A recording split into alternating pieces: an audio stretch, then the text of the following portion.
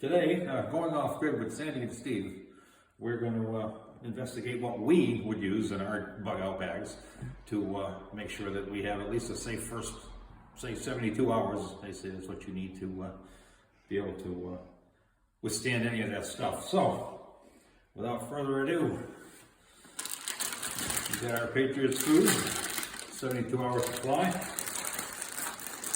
Fits right in there nicely, on in. We got some other morsels here. We got some power bars, and we have gum because you need some comfort when all this stuff goes on. You need to have something that puts you in a position of regularity. It makes it a lot easier to deal with the situation at hand.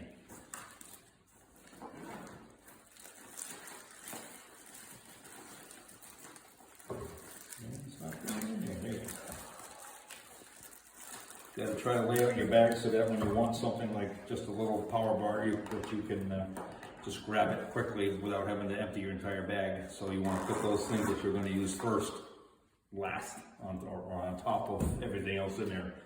A sippy bottle. This bottle, you pour water into it and you can squeeze it out into a bottle of water that you want to drink, or you can drink it straight from it. It's got a filter in it. It filters the water so you can have some clean drinking water when you're done, or when you need it. When you're done.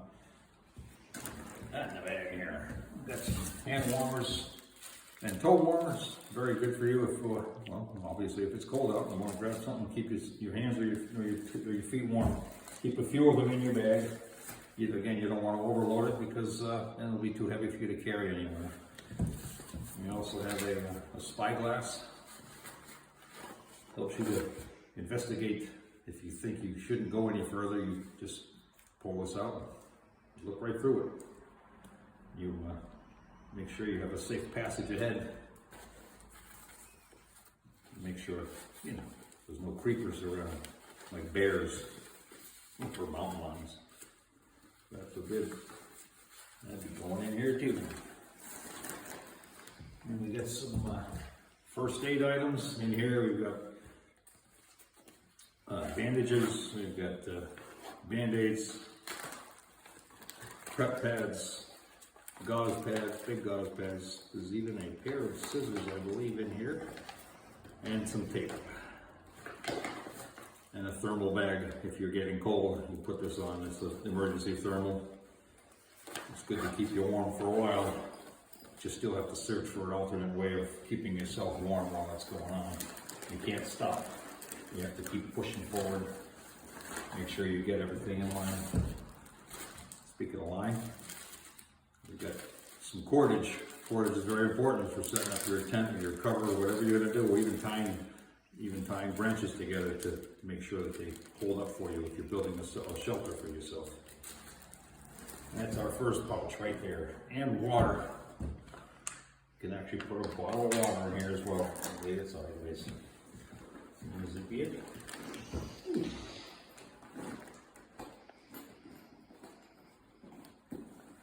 goodness. This is why you prepare. It's a little longer. Get things in there. But you want to make sure you got this stuff. It's a tight bag right here. That's just the first pouch.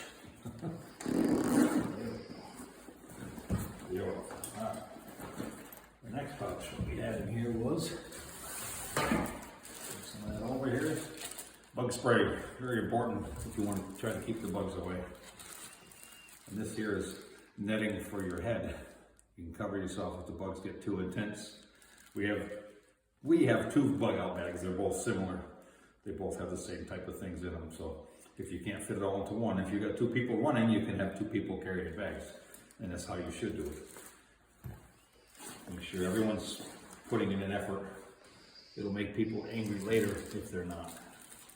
We also have a flashlight with batteries beside it, and a holder for the flashlight so you can put it on your belt. And tissues. Actually, this is toilet paper. Put that in here first, and then I'll talk about the rest. Close that over first.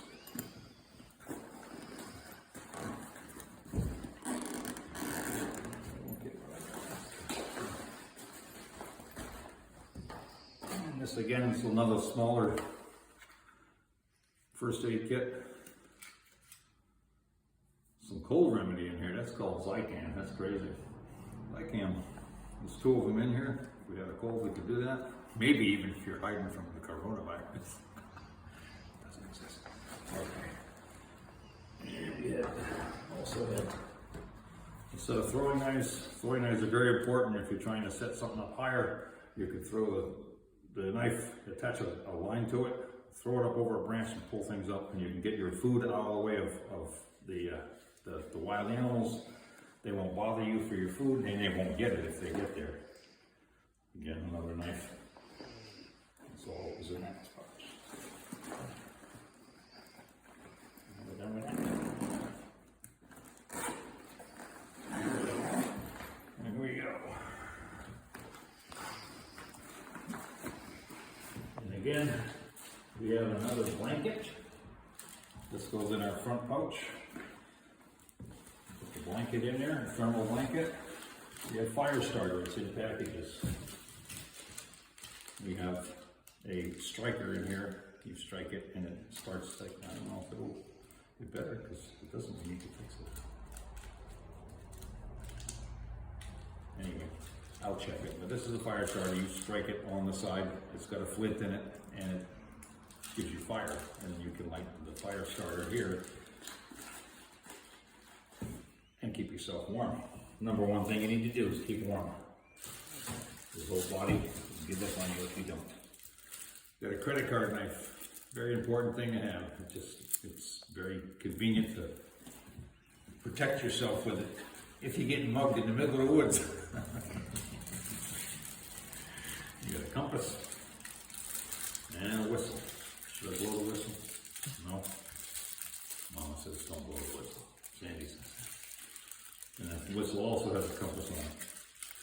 And there's a compass, and then here's some more cordage. It's in a bracelet form, but that's also got a compass on it. We have compasses everywhere. The better quality compass, the more money you pay for a compass, in most cases is going to mean that you have a better quality compass. If you have one that's poor quality, it's not going to help you through the situation. So you do want to spend some decent money on a compass, just so you have what you need. And then this tiny little pocket up here. A power source for our phones or whatever we need to charge. This is a battery. It comes with its own cord. Sewing kit, very important. Very important indeed. And some wire. It's a whole roll of wire. It's the same purpose. It's for lashing together anything you need to. If you're building a shelter, you can lash stuff together. If you're building a fence, you can hold it together with that wire.